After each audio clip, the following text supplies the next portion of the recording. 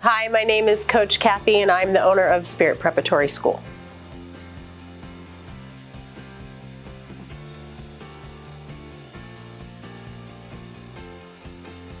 I started volunteering in 2005 in the Southern California Junior All-American cheerleading program, Orange Crest Cheer. I was a team mom the first year, wound up coaching partway through that season. And then the next year in 2006, they asked me to become a cheerleading coordinator.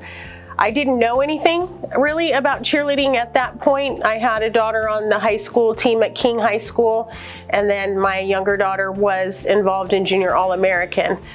But they needed somebody, so I volunteered along with Lydia Markworth and Terry Pino, and we became the Three Musketeers at that point. I went to my very first board meeting with Junior All-American, and there had been a letter sent by a parent that said their child had been in that program for many years and wasn't able to make the junior high cheerleading team. So as a new coordinator, it became my responsibility to make sure that the kids were getting the training they needed to make school teams. At that point, I decided that I needed to go to school to learn how to be a coach. I was in charge of all these little people, and I wanted to make sure that they were safe and that they were heading towards their dreams. So that's what I did. I went to school to become a coach. And I volunteered in the Junior All-American program for the next 6 years, and we grew that program to 127 kids, 22 coaches, and 25 trainers from Martin Luther King High School. At that point in 2009, I was inducted into the Riverside Sports Hall of Fame for program coordination for my volunteering in the Junior All-American program. At that point, then I decided to follow my kids into the Martin Luther King High School program. I started volunteering in that program and became the president of the King High School Pep Squad in the last 2 years that I was there, and then I resigned in 2015. Once I left Martin Luther King, I thought my cheerleading days were over, and I started getting phone calls and text messages from parents that knew me asking if I would coach their kids for tryouts. And I was resistant at first. I didn't know that that's what I wanted to do, but I had a very convincing parent that really pushed me to train someone for them. And so I started off that first year in 2016 with 2 kids. By 2019, my in-home training program had grown to 17 kids from 5 different high schools, and I was training in the cul-de-sac in front of my house for tryouts. My husband and I looked at each other and said, I think it's time that we open a gym for the kids. And that's how we came up with Spirit Preparatory School. Being a cheerleading coach has helped shape my life in the way that it gave me more purpose. I've always had a heart for kids. I was a stay-at-home mom, and after my kids were grown, it gave me something to look forward to, that there were still more kids to raise. There's still more kids that needed my help. And so I just kept going because there were kids that needed me, and there are still kids that need me. And a big part of my job is inspiring them, encouraging them, pushing them to be more than they can be. And I think it helped me to be a person that was a finisher.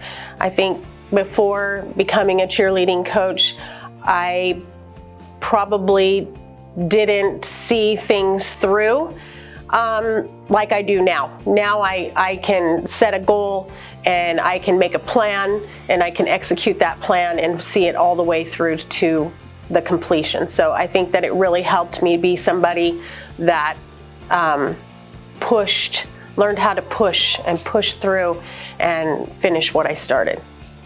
There were 2 different specific events that I can reflect back to that caused me to be passionate about cheerleading and what I do as a coach.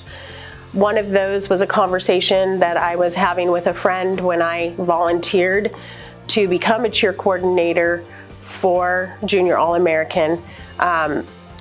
my friend, she kind of laughed at me and said, "You don't know anything about cheerleading. How are you going to be a coach or a coordinator?"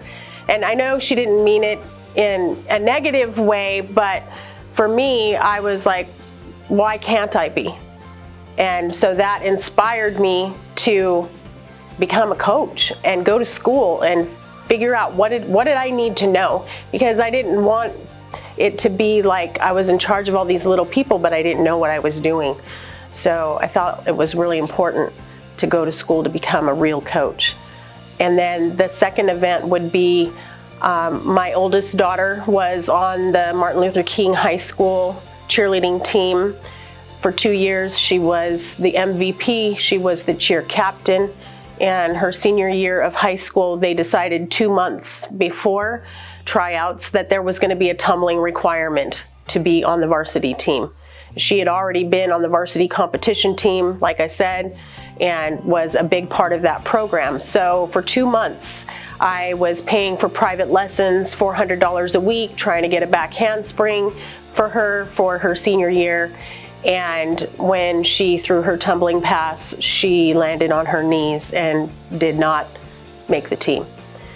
She cried for 22 days, and it broke my heart, because it wasn't just about being a part of the cheerleading team, it was her whole social network of friends that she became disassociated with because she was no longer on the team. So my husband and I, we decided to put her in all-star cheerleading. She wound up being a 6-time national champion that year and never had to tumble once. But she was a great cheerleader, so whether you can tumble or not tumble, there's always something you can bring to a team. And so I didn't want that to happen to my younger daughter or anybody else's kid, matter of fact, because it's such a heartbreaking experience for them when they can't make a team and they lose their social network along with that position on the team. So that's really motivated and pushed me to open a school. And that's why I'm not an all-star gym, I'm a school, because I want to teach kids how to make the team so that they can continue in their aspirations to make a team, grow to the next team, and take it as far as they want to take it, and build that confidence and help them stay in school and be inspired and have, you know, long-lasting memories with their friends. That's what really lit my passion. It's more like, what don't I do? I help coach on the floor. That's my passion. That's what I love to do. So I love to be on the floor with the kids. There is a business side of it where I have to make sure that the business runs, making appointments, giving tours, paying the bills, delegating. It's a big job, you know, so that's why I have wonderful staff members that can help me with all of those things. It takes a team. This is not my gym. This is our gym. It's all of us, a team of people that make it all come together and all work for your kids. I hope to teach my students that, number one, to love themselves. I think that's the thing that I come into contact with a lot doing what I do, is a lot of kids don't know how to love themselves or be self-confident. So I want to teach them that they can learn to love themselves the way that they are, but they also have the power to change the things that they don't like. So we're going to make peace with who we are and be self-confident and embrace that.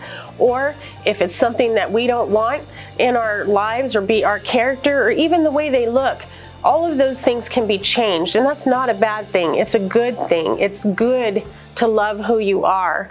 And I want to teach them to be passionate, which I think is a really hard thing to teach. Usually I run into people that they were born being passionate and they don't know where it came from, or the harder part is learning how to inspire that passion. It usually comes down to an event, and that's why we've asked that question of all of our coaching staff in their interviews, is what caused you to be passionate? And I'm sure you've all heard the different answers, whether it was an event or someone that they saw cheering or in the sport that was a role model for them, or either they were just born with that passion and it just burned in them. So teaching kids how to have passion, how to execute that passion, how to set a goal and make a plan and execute that plan and make it come true.